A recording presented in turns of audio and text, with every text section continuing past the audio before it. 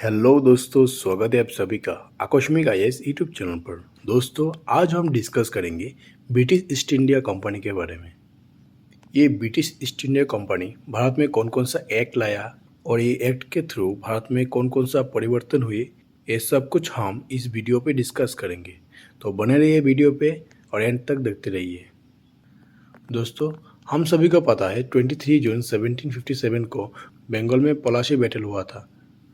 इसके बाद से ही ब्रिटिश ने राज करना शुरू किया। जैसे कि फर्स्ट जो एक्ट आया, इसको कहते हैं रेगुलेटिंग एक्ट ऑफ 1773। सेकेंड जो एक्ट आया, इसको ब्रिटिश इंडिया एक्ट ऑफ 1784 कहा जाता है। इसके बाद एक चार्टर एक्ट आया, चार्टर एक्ट ऑफ 1813। इसके बाद और एक चार्टर एक्ट आया, वो है चार्टर एक्ट ऑफ 1833। इसके बाद और एक चार्टर एक्ट आया, वो है चार्टर एक्ट ऑफ 1853। इसके बाद पहली बार गवर्नमेंट ऑफ इंडियन एक्ट आया, जो कि 1858 में। 1858 में और एक रिवोल्ट हुआ है, और ये रिवोल्ट छोटा मोटा रिवोल्ट नहीं हुआ, वो एक बहुत बड़ा रिवोल्ट हुआ था। ये रिवोल्ट को कहा जाता है सिपोई मुतिनी। जैसे कि रेगुलेटिंग एक्ट ऑफ 1773 से लेकर government of Indian act of 1858 तक यहाँ पर ईस्ट इंडिया कंपनी का राज था। 1858 के बाद कंपनी के राज को हटाकर डायरेक्ट ब्रिटिश क्राउन के पास ये सारे पावर चला गया था। ब्रिटिश क्राउन के पास जाने के बाद जो काउंसिल एक्ट आया, वो है 1861 इंडियन काउंसिल एक्ट। इसके बाद और एक काउंसिल एक्ट आया, वो है इंडियन काउंसिल एक्ट ऑफ 1892। इसके बाद और एक काउंसिल एक्ट आया था, वो है इंडियन काउंसिल्स एक्ट ऑफ 1909। इसके बाद गवर्नमेंट ऑफ इंडियन एक्ट आया, जो कि बहुत ही महत्वपूर्ण है। ये वो है government of Indian act of 1919। इसके बाद और एक गवर्नमेंट ऑफ इंडियन एक्ट आया, वो है government of Indian act of 1935। ये जो government of Indian act of 1935 है, ये हमारे इंडियन कॉन्स्टिट्यूशन में बहुत ही महत्वपूर्ण एक भूमिका निभाती है। इसके बाद अगस्त ऑफर आया जो 1940 में। इसके बाद क्रीप मिशन आया 1942 में। इसके बाद शिमला कॉन्फ्रेंस आया जो कि 1945 में। इसके बाद कैबिनेट मिशन आया 1946 में। इसके बाद माउंटबेटन प्लान आया जो कि 3 जून 1947 में, और इसी साल में 15 अगस्त 1947 में हमारा देश आज़ाद हुआ।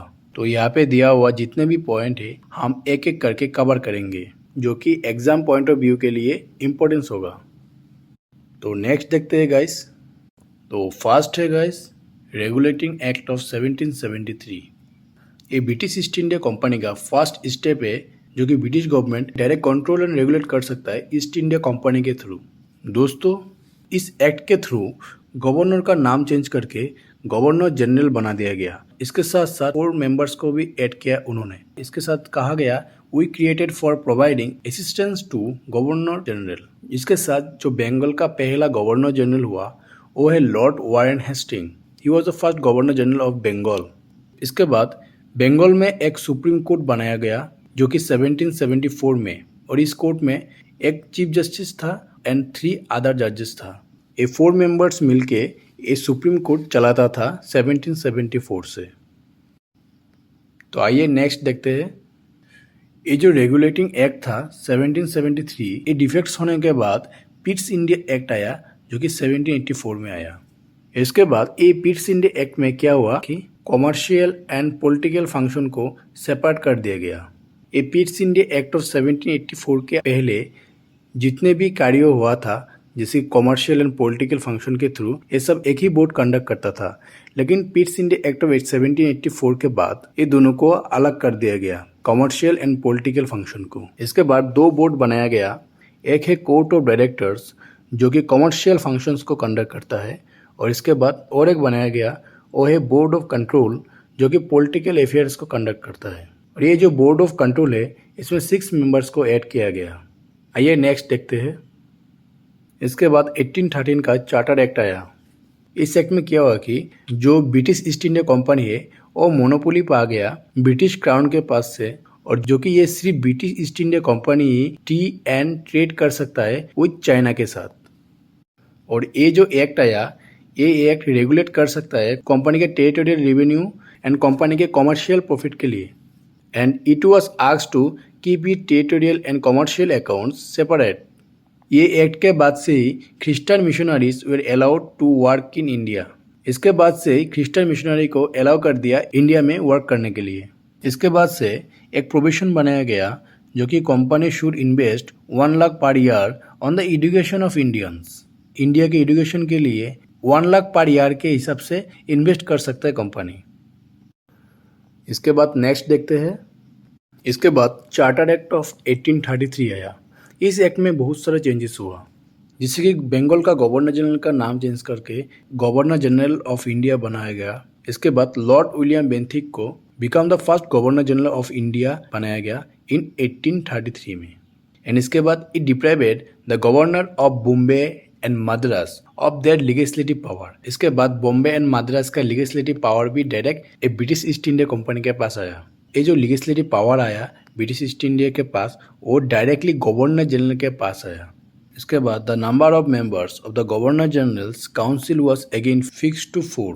ए law member was added in Governor General in Council.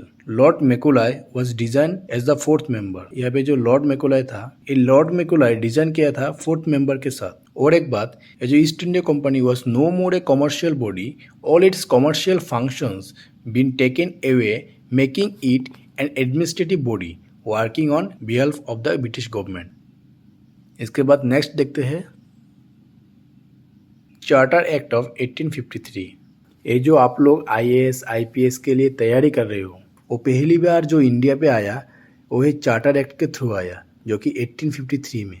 इसके बाद से भारतीयों को ओपन कंपटीशन मिला इन सिविल सर्विसेज एग्जाम के लिए। इस एक्ट ने कोर्ट ऑफ डायरेक्टर्स को भी ये अधिकार दिया गया है कि consist a new presidency to appoint a lieutenant governor and stand of court of directors was reduced to 18 from 24।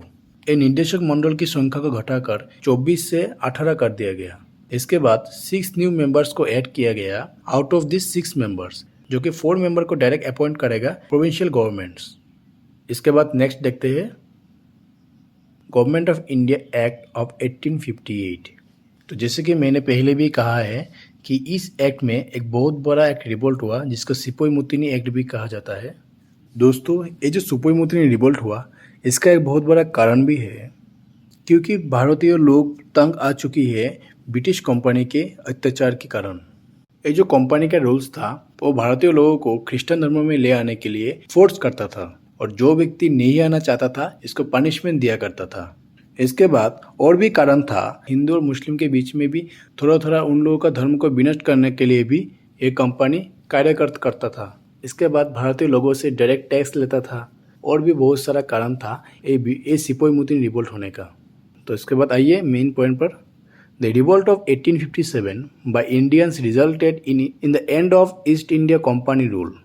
ये जो रिवोल्ट आया 1857 में, इसके बाद द ईस्ट इंडिया कंपनी का द एंड हो गया।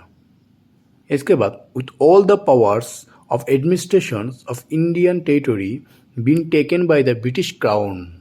ये जो ब्रिटिश कंपनी का जितना भी पावर था डायरेक्टली आ गया ब्रिटिश क्राउन के पास। ये जो यहाँ पर बैठा हुआ है, यही था ब्रिटिश क्राउन। इसके बाद major provisions of act were. Next, it change the designations of governor generals to date of viceroy.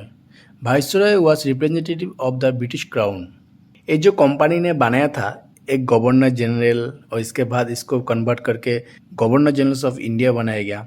इसको चेंज करके ये जो ब्रिटिश क्राउन था, इसने इसको नाम चेंज करके वाइसरॉय बनाया गया। और जो पहला जो वाइसरॉय था वो था Lord Canning. Lord Canning become the first viceroy of India under this government of Indian act of 1858। इसके बाद it provided the secretary of state with a 15-member council to assist him.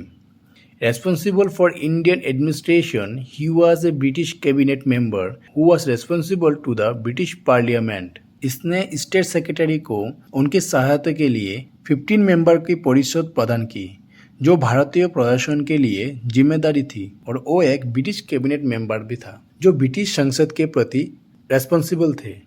तो guys, आज का video यहाँ तक ही and करते हैं। And guys, आप अभी तक ये आकस्मिक IAS यूट्यूब चैनल को सब्सक्राइब नहीं किया तो जल्दी से कर लीजिए, और आप हमारे टेलीग्राम चैनल को भी ज्वाइन कर सकते हो। गाइस, इस टेलीग्राम चैनल में हमारा हर वीडियो का PDF मिल जाएगा आपको बिल्कुल फ्री में।